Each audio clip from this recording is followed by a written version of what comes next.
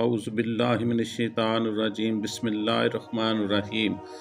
हज़रत खालिद बिन वलीद रज़ी अल्लाह ताला अन्हु ने ईसाइयों के एक किले का मुआसरा किया तो इनका सबसे बूढ़ा पादरी आपके पास आया।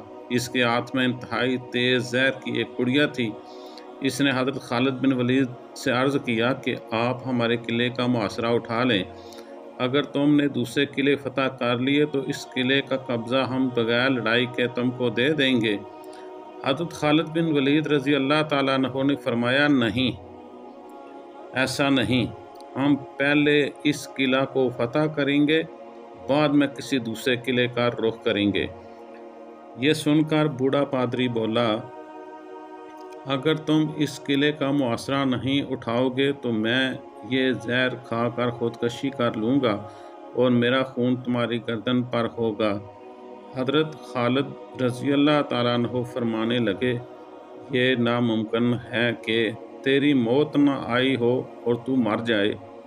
बूढ़ा पादरी बोला, अगर तुम्हारा ये यकीन है तो लो फिर ये जहर खा लो। हज़रत खालिद बिन वलीद रज़ी अल्लाह ताला अन्हु ने जहर की पुड़िया पकड़ी और ये दुआ बिस्मिल्लाह व बिल्लाहि रब्बुल अर्द व रब्बुस समा अल्लज़ी ला यदुर्रु मा अस्समा पढ़कर ज़रा फूंक कर जहर की पुड़िया ले ली, ऊपर से पानी पी लिया। बूढ़े पादरी को मुकम्मल यकीन था कि ये चंद लम्हों में मौत की वादी में पहुंच जाएंगे, मगर वो देखकर हैरान रह गया कि चंद मिनट आपके बदन पर पसीना आया, इसके अलावा कुछ भी ना हुआ। हज़रत खालिद बिन वलीद रज़ी अल्लाह ताला अन्हु ने पादरी से मुखातब होकर फरमाया, देखा, अगर मौत ना आई हो तो जहर कुछ नहीं बिगाड़ता।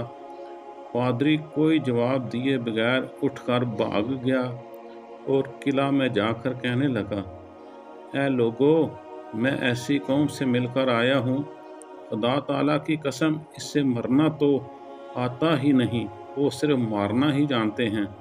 यकीनन जहर उनके एक आदमी ने खा लिया। अगर इतना पानी में मिलाकर हम तमाम अहले किला खाते तो यकीनन मर जाते, मगर इस आदमी का मरना तो दरकिनार, वो बेहोश भी नहीं हुआ। और मेरी मानो तो किला इसके हवाले कर दो और इनसे लड़ाई ना करो।